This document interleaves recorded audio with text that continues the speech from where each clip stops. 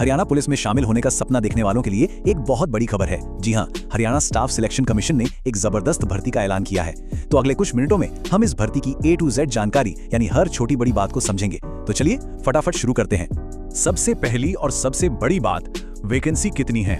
तो ये आंकड़ा है पूरे 5500 पदों का। ये सिर्फ एक भर्ती नहीं है दोस्तों, ये हरियाणा के युवाओं के लिए अपना करियर बनाने का एक बहुत बहुत बड़ा मौका है। तो सवाल यह है कि ये 5500 पद बटे कैसे हैं? चलिए देखते हैं। इसमें से 4500 पद हैं पुरुष कांस्टेबल जनरल ड्यूटी के लिए, 600 पद हैं महिला कांस्टेबल जनरल ड्यूटी के लिए और बाकी के 400 पद हैं गवर्नमेंट रेलवे पुलिस यानी GRP में पुरुष कांस्टेबल के लिए। मतलब यहाँ हर किसी के लिए मौके ही मौके हैं। सेक्शन 1, अपनी एलिजिबिलिटी चेक करें। देखिए, फॉर्म भरने से पहले सबसे जरूरी काम ये जानना है कि आप इसके लिए एलिजिबल हैं भी या नहीं। तो चलिए फटाफट से जरूरी योग्यताओं पर एक नजर डाल लेते हैं। यहाँ पर दो मेन चीजों का ध्यान रखना है। पहली है उम्र यानी एज। आपकी उम्र 1 जनवरी 2026 को 18 से 25 साल के बीच होनी चाहिए। और दूसरी है पढ़ाई यानी एजुकेशन। आपको किसी भी मान्यता प्राप्त बोर्ड से 10+2 यानी 12वीं पास होना जरूरी है। ये दो बेसिक शर्तें हैं। और हाँ, यहाँ एक बहुत जरूरी बात और है। अगर आप रिजर्व्ड कैटेगरी से हैं, मतलब SC, BC या EWS कैटेगरी से, तो आपको उम्र में 5 साल की छूट भी मिलेगी। ये एक बहुत बड़ा फायदा साबित हो सकता है। सेक्शन 2, अपना कैलेंडर मार्क कर लीजिए। ठीक है, एलिजिबिलिटी तो समझ आ गई। अब उन तारीखों की बात करते हैं जिन्हें आप अपने कैलेंडर पर अभी के अभी मार्क कर लें। इन तारीखों को बहुत ध्यान से नोट कर लीजिए। नोटिफिकेशन आएगा 1 जनवरी 2026 को।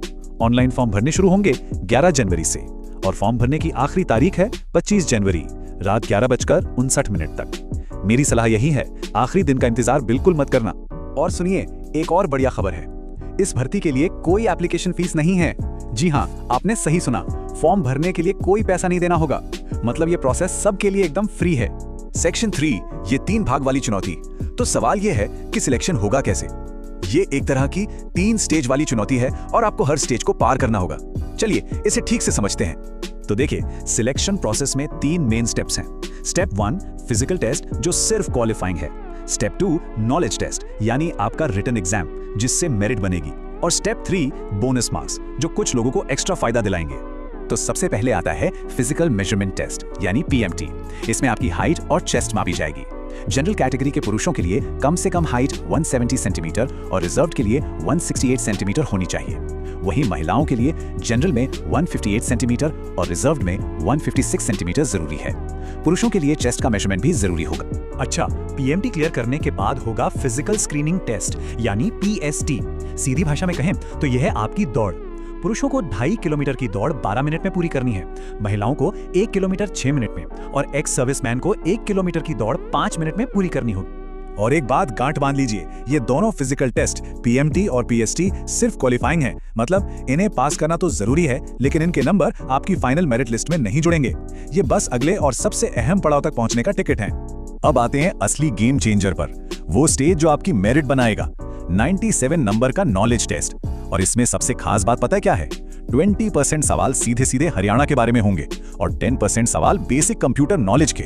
इसका मतलब साफ है, हरियाणा की जानकारी और कंप्यूटर की समझ बहुत जरूरी होने वाली है। अब इस एग्जाम का सबसे अलग और सबसे जरूरी नियम ध्यान से सुनिए। अगर आपने कोई सवाल अटेम्प्ट नहीं किया, मतलब खाली छोड़ दिया, तो आपके 0.97 मार्क्स कट जाएंगे। हाँ, आपने बिल्कुल सही सुना, सवाल छोड़ने पर भी नेगेटिव मार्किंग है। इससे बचने का सिर्फ एक ही तरीका है। अगर आपको कोई सवाल नहीं करना है तो आपको OMR शीट पर दिया गया 5वां गोला भरना होगा। ये नियम सच में गेम चेंजर है, इसे भूलने की गलती बिल्कुल मत करना।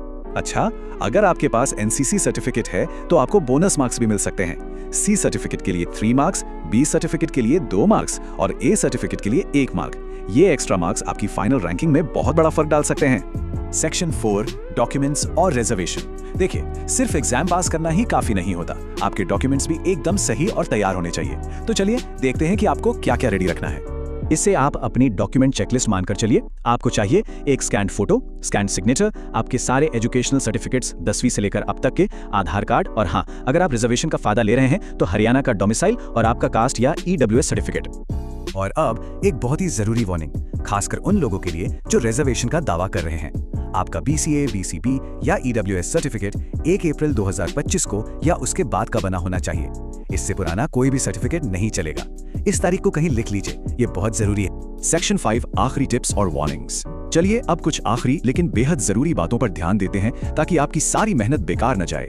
टिप नंबर 1, एक से ज्यादा एप्लीकेशन फॉर्म कभी मत भरना।